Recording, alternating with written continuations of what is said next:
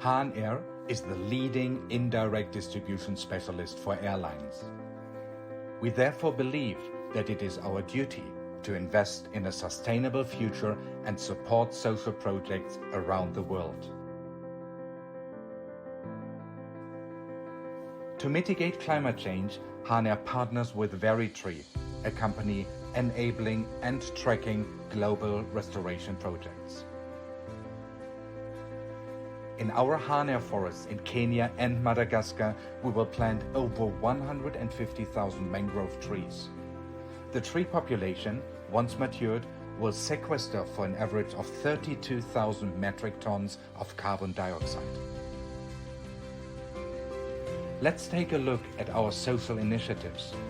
Already in 2012, we founded our Hahn Air Foundation.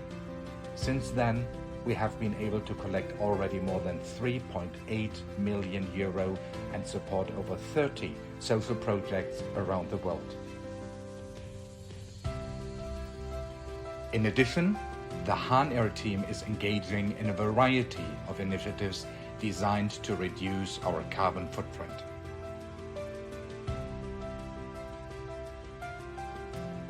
Talk to us if you are interested in joining our efforts.